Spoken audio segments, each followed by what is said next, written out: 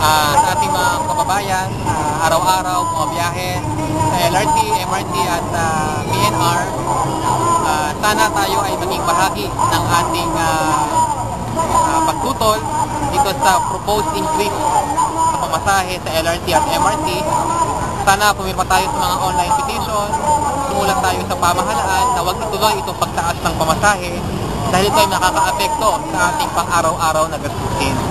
Alam natin na ang MRT at LRT ay isang mahalagang social service na malaking bahagi ng operasyon ay pinapondohan ng pamahalaan. At sana ito ay patuloy na bigyan ng mataas na prioridad ng pamahalaan at tumulong sa kalagayan at kapakanan ng ating mga commuters.